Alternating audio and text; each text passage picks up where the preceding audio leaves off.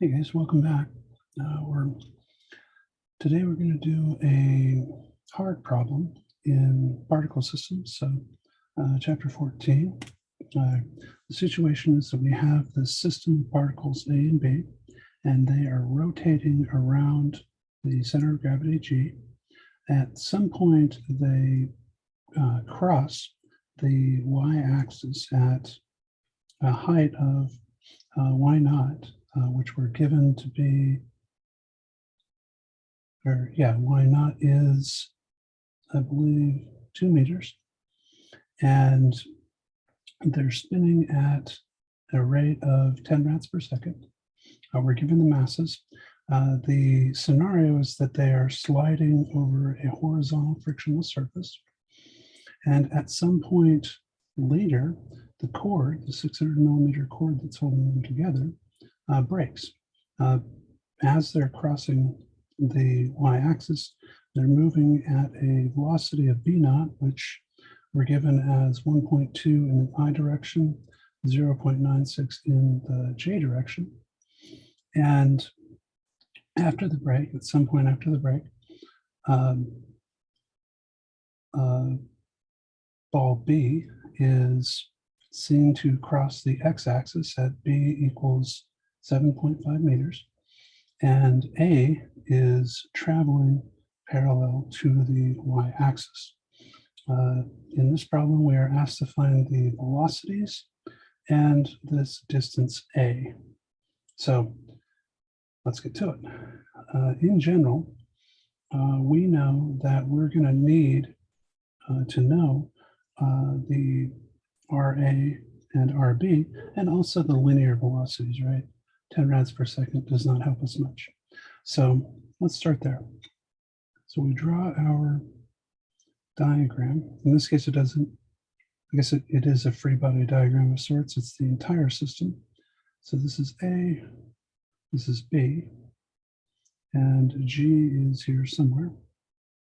So this is G. Let's put this over here so that we can do that. This is G. So this would be RA, this is RB, that makes this R.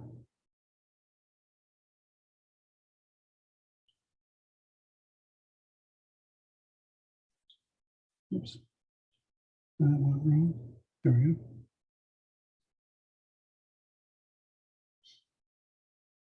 Okay, so the equations we have for finding this are these two, RA plus RB equals R, and momentum A equals momentum B. So let's see, RA plus RB equals R, and R is 600 millimeters, so 0.6 meters, so 0.6, and MA, RA, so MA is 3 RA plus 1.5 RB. Oh, wait, sorry. It's 3 RA equals 1.5 RB. So RB equals 2 RA, right?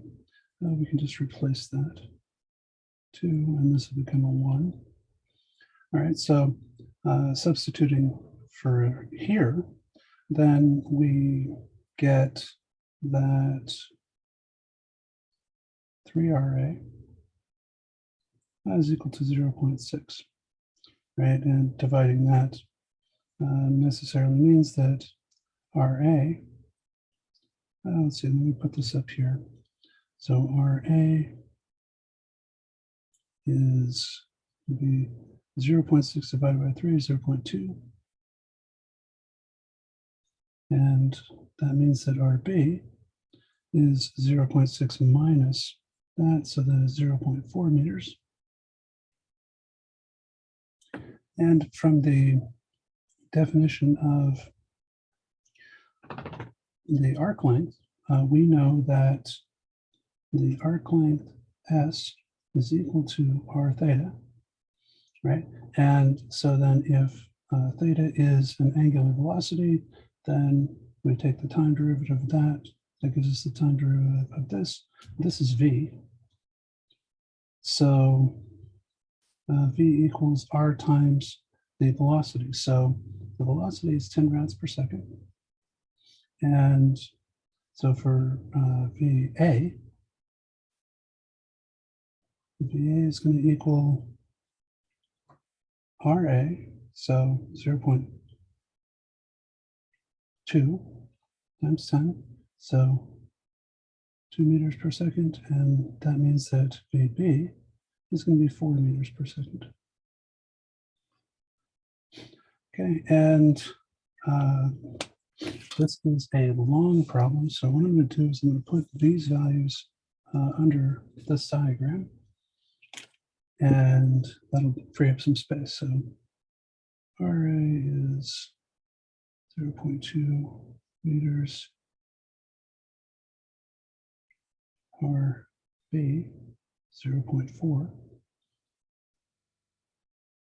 VA, and let's make that, because this is relative and we're going to be dealing with several velocities, let's actually write this as UA, just to keep ourselves straight. So UA is 2 meters per second, and UB is 4 meters per second. Okay. All right. So now what can we do with that information? Let's start with the linear momentum. It's usually a good place to start. So in general, we have only one component of the linear momentum, right? So the general idea is, if you imagine a disk and its center of gravity is going like this, and it is spinning, then the momentum of this part going this way is balanced by the momentum of this part going this way. And the same is true for systems that only have a few components. So for the purpose of the linear momentum, we disregard the contribution made by the individual elements because they balance each other out. So linear momentum, we say m v bar equals the sum mi vi, right? So this is together and this is apart. So mv is going to be ma plus mb times the velocity. And what do we have? We have x and y, so 1.2. And let's go ahead and put in the direction here. Plus 0.96. That's in the J. Okay, and this is what, 4.5. So let me just calculate those real quick. What do we have? This is going to be LO, right? This is our LO, so then that means that LO is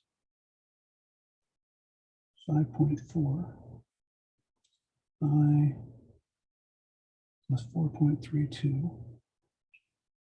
J. Okay, and L, which is at some point after this, L is going to be equal to MAVA, so 3 VA, and that's going to be in the J direction, plus, and then there's two components for B, right? There's the X direction, Y direction. So plus 1.5 V, and let's call this VBX I,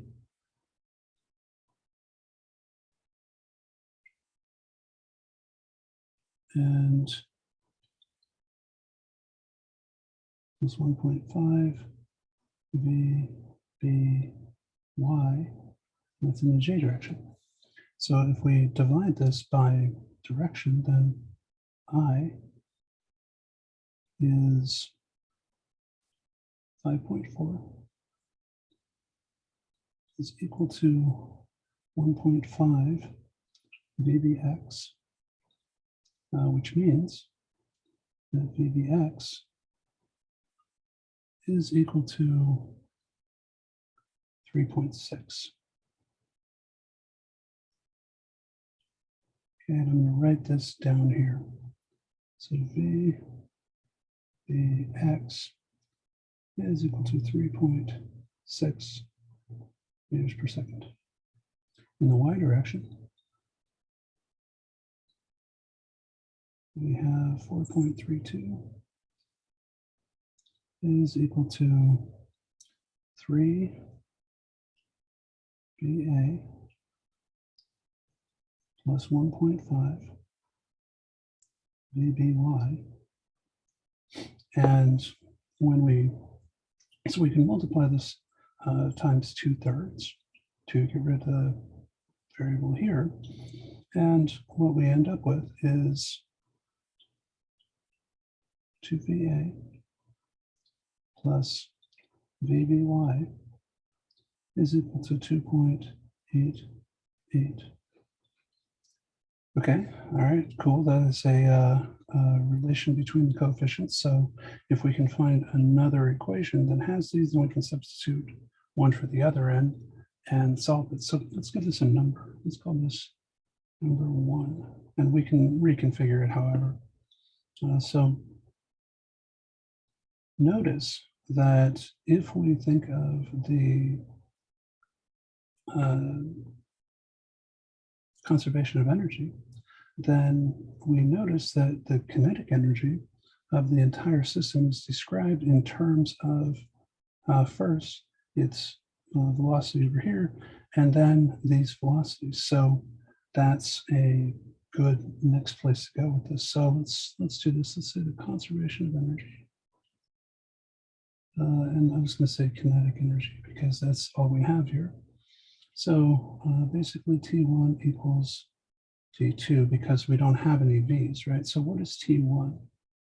Well, T1 is the total kinetic energy here. And so what do we have? We have the energy in transit, and we have the energy of each individual particle, right? So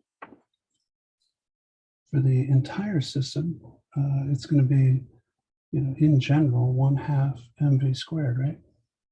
So 1/2, and the total mass is 4.5, right? 3 plus 1.5, so 4.5. And then we need the velocity squared, and the velocity is x squared plus y squared. That's the square root. So if we don't take the square root, then it's v squared, right? So 1.2 squared plus 0.96 squared. So that is the total for the system moving across, but now we need the individual components. And what is that? That is plus 1/2. And then MA is 3. And UA is 2. And then the B. So 1/2 of 1.5. UB is 4 squared. And when we add all of this up, run through the calculator, which I just did, this is going to be 23.3136. Okay, so in this other position here, then we just add up what the individual balls are doing. So T2 is equal to 1/2 MA is 3 times VA squared. Okay, so 3/2 VA squared plus 1/2 of each element of the direction of VB, right? So 1/2 of MB, which is 1.5. Okay, and we have VBX, so we go 3.6 squared. So this is the X direction. Then we need the Y direction plus 1/2, 1.5. And then VB squared, but let's make the substitution here. And we'll use VBY equals 2.88 minus 2VA, right? So 2.88 minus 2 times VA, and we're going to square the whole thing, right? So what do we get? We get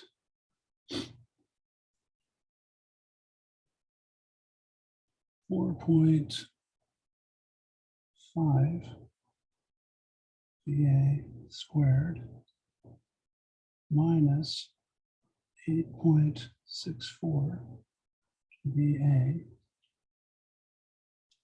plus 15.9408 when we add all this up. So this one and this one you add together, and this is what you get. And then from the conservation of energy, then this is equal to 23.3136. Okay, and then we subtract 23.3136. We get 4.5 VA squared minus 8.64 VA minus 7.3728 is equal to 0. I use my calculator to solve for VA, and that gave me that VA is 2.56 meters per second. Okay, I'm going to rewrite this here. So VA equals 2.56 meters per second. And what I can do is I can substitute this value in here, right? So VB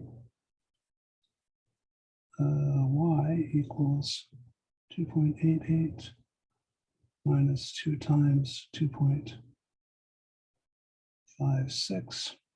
And that gives us that VB, and I'm just going to write it up here. VBY is minus 2.24 meters per second. Okay, cool. Sweet. So we got those. This is the first part of our answer. That's A. So for B, we're asked to find the value of A. And so we need to ask ourselves what equation relies on length? Well, that's easy, the angular momentum equation. So conservation of angular momentum. And by the way, it's a good idea to write these as you're doing your problems so that you remember, it helps you to remember what you're calculating. Okay, here we are. Well, that turned out to be illegible. There we go. And the rule here is H equals H naught equals the sum of R cross MV. So we have two positions to consider. First we're going to consider when it crosses the y-axis, and then we'll consider when B crosses the x-axis, and this allows us to it allows us to reduce calculations. So in position 1, we have the total momentum, or the total angular momentum by the system and then the contribution from the individual balls. So first things first, we need a direction to call positive. I like clockwise. I think everybody else likes anti-clockwise, but I like clockwise. So the contributions, we say H is equal to, let's see, the first things first, the whole system crossing through. That would be Y naught, Y bar naught, and then the sum of the masses, so MA plus MB, and then the velocity. And since we're crossing the y-axis, we only use the x velocity. So symbolically, we say v naught x.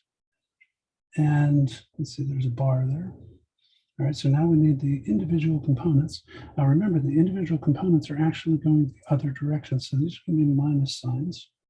So minus, and let's see what we need. We need RA, MA, UA, right? And similarly, RB, MB, UB. Okay, and so we plug numbers in and we get, let's see, this is 1.2 times, these are 4.5. V naught x is, oh, I wrote that backwards. So this is 2 meters up. Then V naught x is 1.2. That's going to be minus RA is 0.2. MA is 3. UA is 2. And then minus 0.4, 1.5, and 4. Right, and when we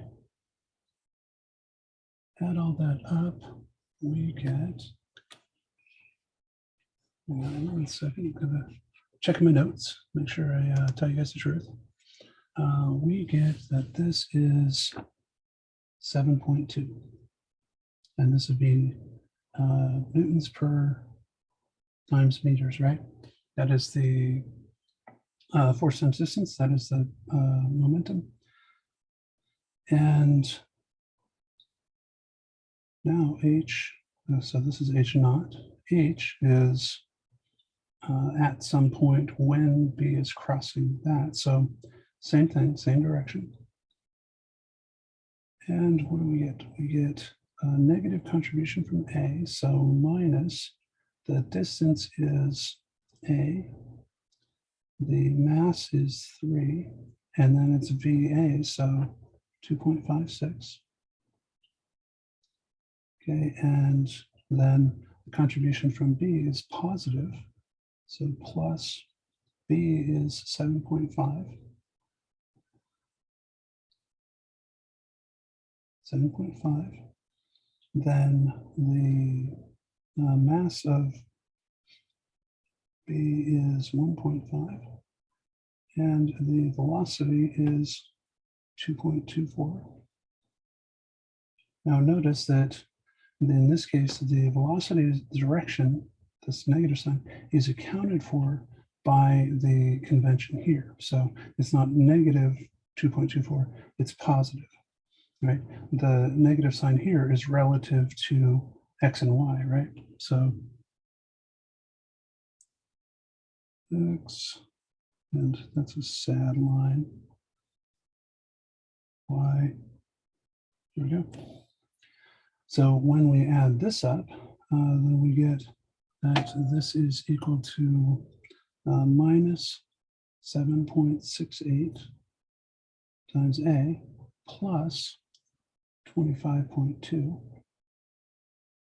Okay, and remember H is equal to H naught, and H naught is this, so this is equal to 7.2, and so solve this, we add 7.6a to both sides, subtract 7.2 and divide by 7.68. And so we get that A is equal to 25.2 minus 7.2 divided by 7.68.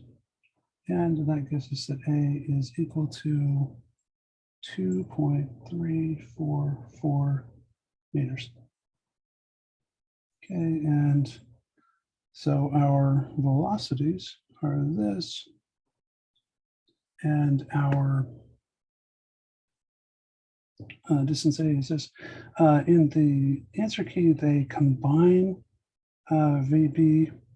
The way that I would report that, you don't need to do that. I would say, I would report it like this. I would say VA is equal to 2.56 in the J direction, and usually go meters per second with this J, then VB is equal to 3.6 I plus, now minus 2.24 J, and that is meters per second. All right, you could also do it in parentheses, but at any rate, that is how you do a problem like this. What I would advise is anytime you see a situation where you have several objects, first they're together, then they're apart. If there's a way to include a consideration of the angular momentum, then you probably should. And then notice that when you take the angular momentum, it's a good idea to start from some origin. And in this case, when you have velocities, then you can select when you take that moment in the capacity of the problem, right? So here it's just a lot easier to take the moment when this crosses the axis at 7.5, because otherwise you don't know where B is at all. So anyway, I hope that was helpful, and I will see you in the next video.